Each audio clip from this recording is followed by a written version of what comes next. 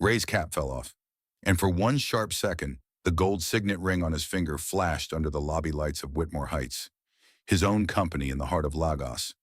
Amaka's eyes locked on that ring. Her lips parted like she wanted to speak, but no sound came out, because that ring was not for Gateman. It was for owners.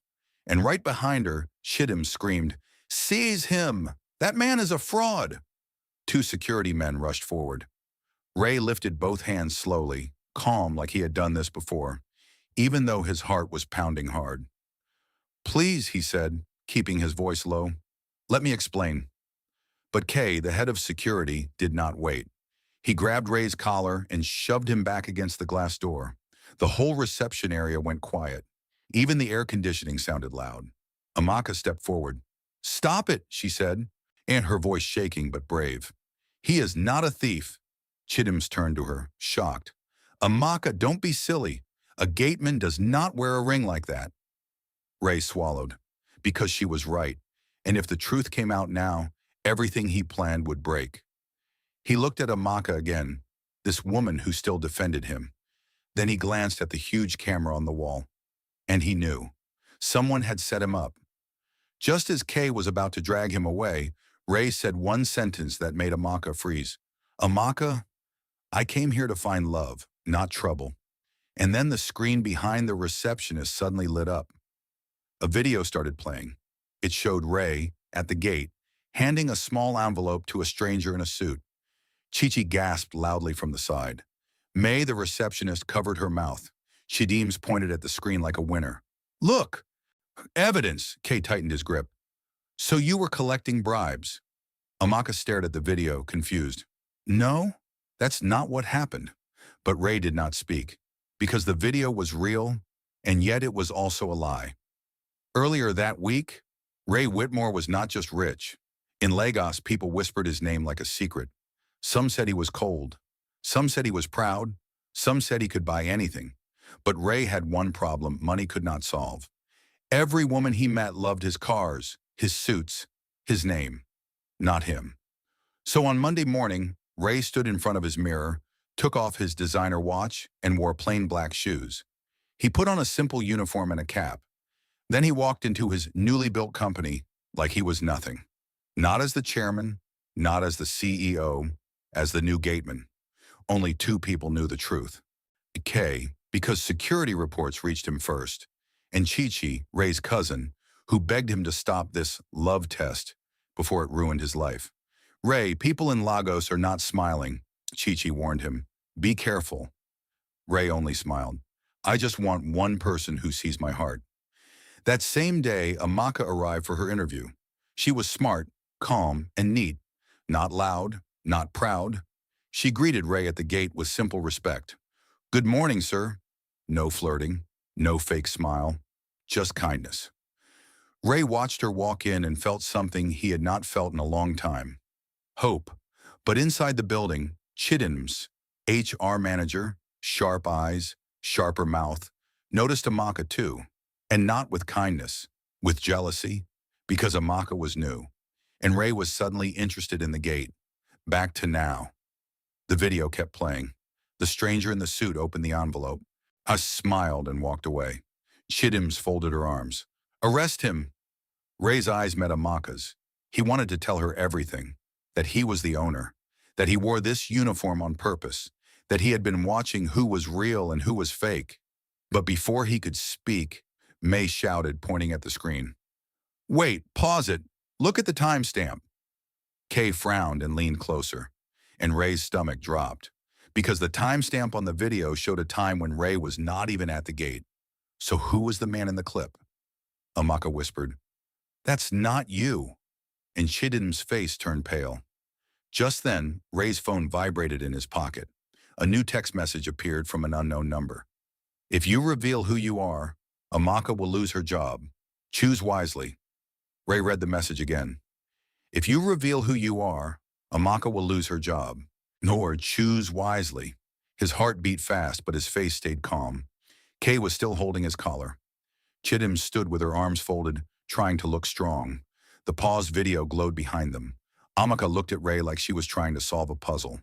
"Sir," she said softly to Kay, Please check the full footage, not just this clip. Kay hesitated. Ray knew Kay was loyal, but loyalty could be shaken by fear, and this company had many eyes watching. Release him, Amaka added.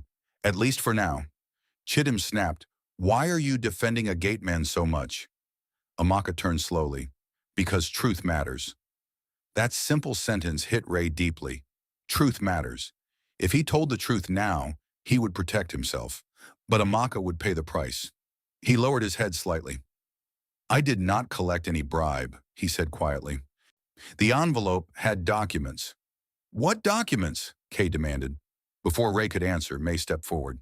Sir, I remember that man. He came asking for the chairman's office. Ray's chest tightened. The chairman. Him. He looked lost, May continued.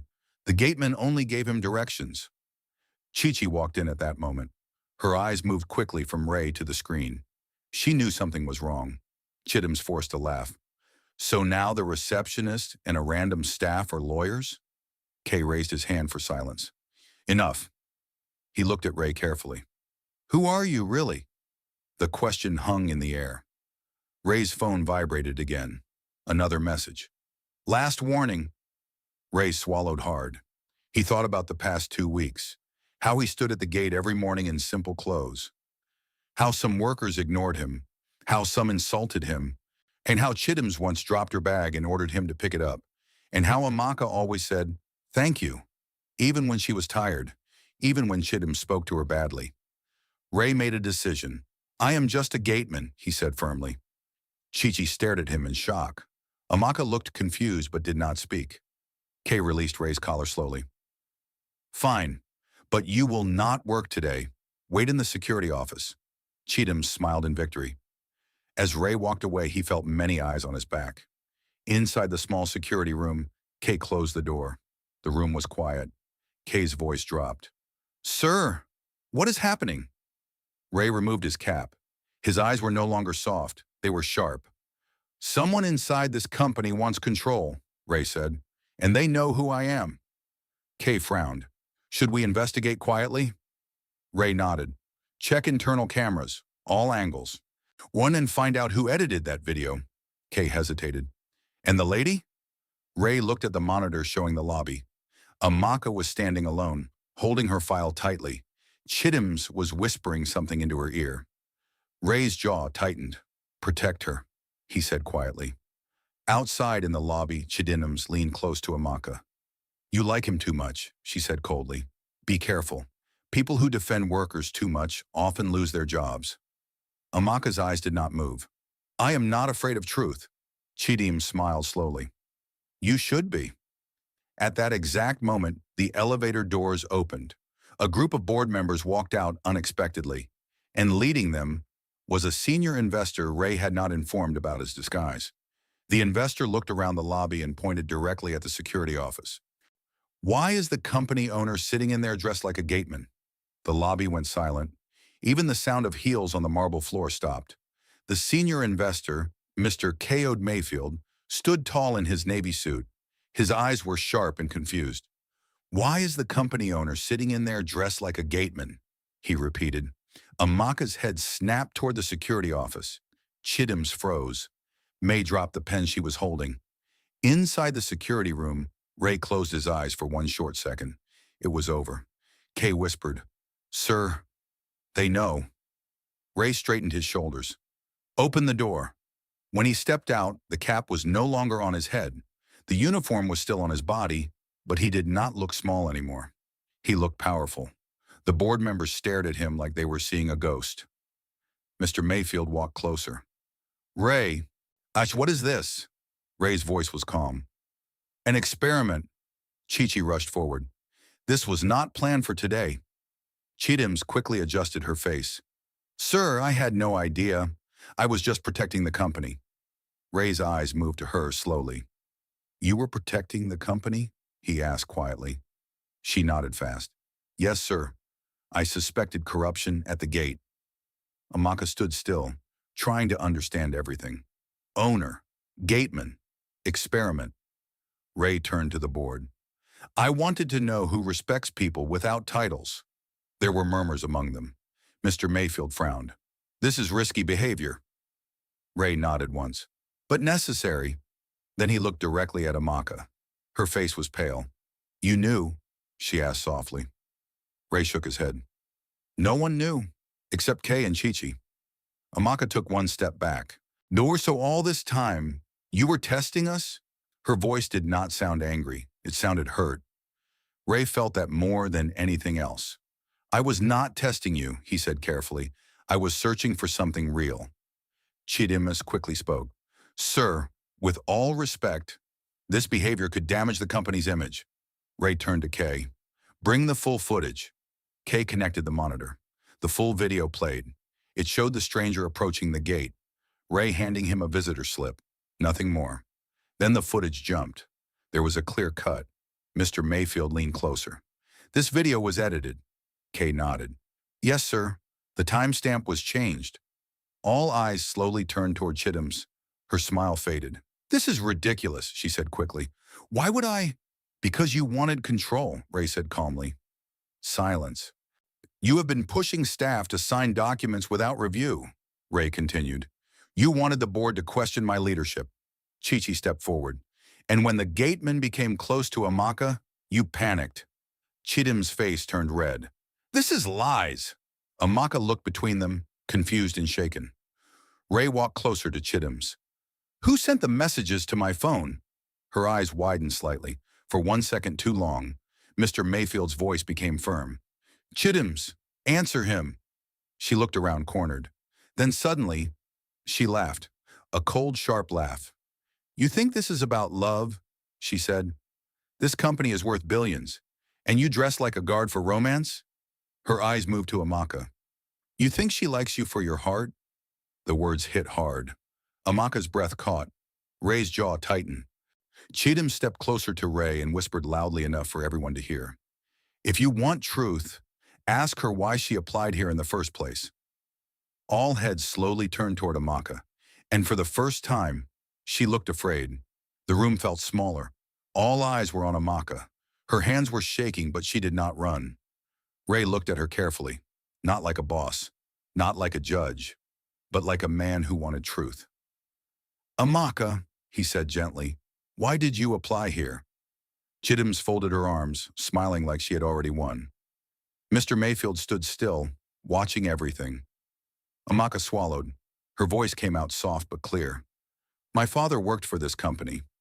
Silence. Ray frowned slightly. What was his name? Mr. Daniel Okafor, she replied. Kay's head lifted quickly. The former maintenance supervisor? Amaka nodded. Ray's chest tightened. He remembered that name. Daniel Okafor had worked for the company years ago, before Ray took full control. There had been an accident in the old warehouse. Daniel resigned shortly after. My father believed in this company, Amaka continued. He always said the new chairman would make it better. Ray felt something twist inside him. He became sick 2 years ago, Amaka added. Medical bills were high. He passed away last year. The lobby was completely quiet now.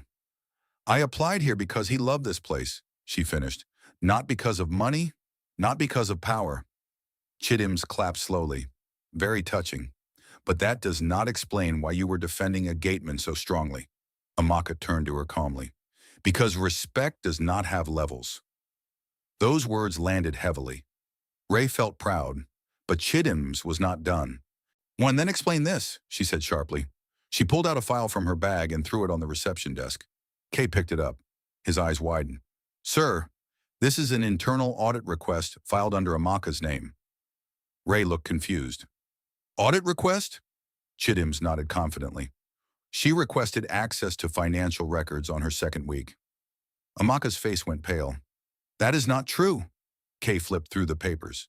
The signature matches her employee file. Amaka shook her head quickly. I never filed this. I do not even have clearance. Mr. Mayfield's voice was firm. This is serious. Ray's mind moved fast.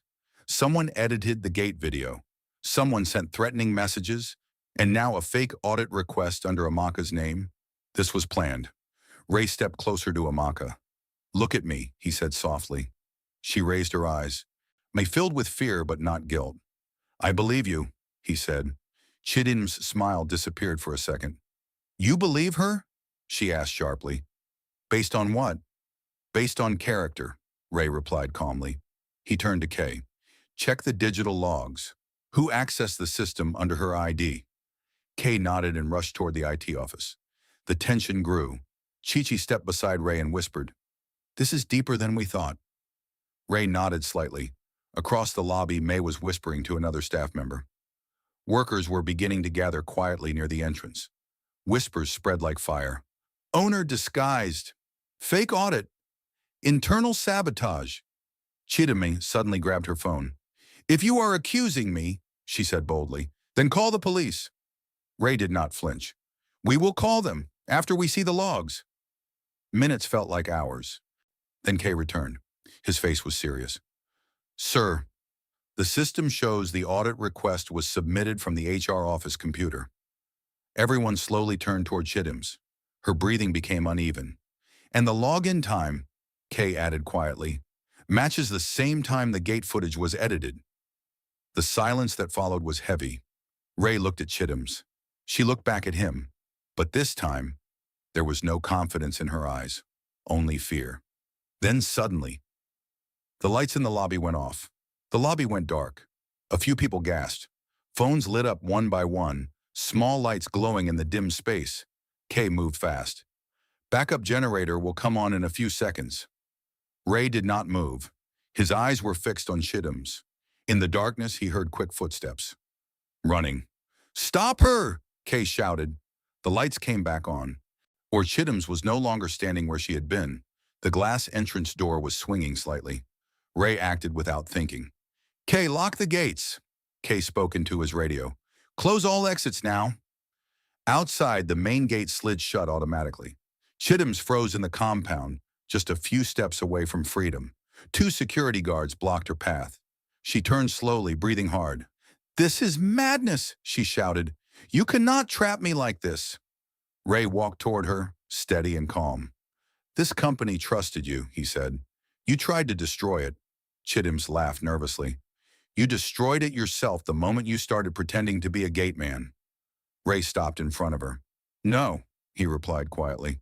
I revealed it. Kay stepped forward with a tablet. Sir, we found the deleted messages from her work phone. The same number that texted you. Mr. Mayfield's face was firm. Chidim's, this is finished. Her shoulders dropped. For a moment, she looked small. Then she looked at Amaka. You think he chose you because you are special? She said bitterly. You were part of his experiment. The words hung in the air. Ray turned to Amaka immediately.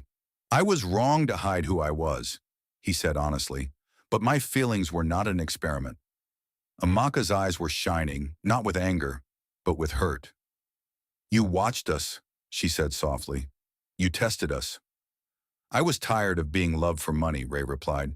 I wanted someone who sees people, not status. Silence. The board members stood watching.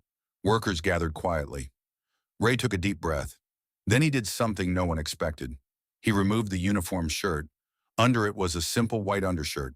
No suit, no tie, no power look, just him.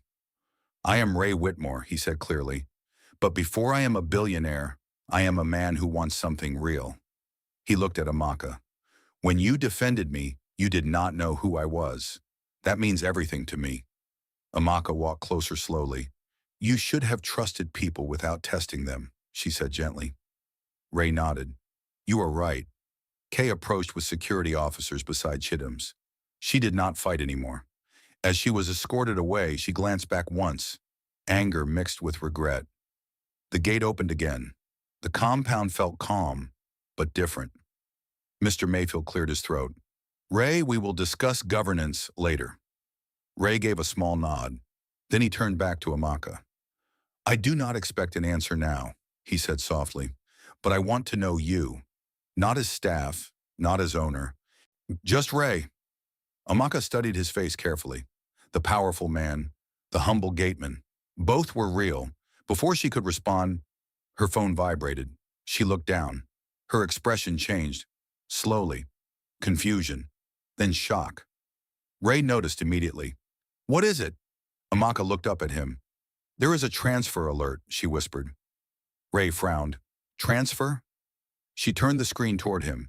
It showed a huge sum of money sent into her account from an anonymous source, and below it, a message.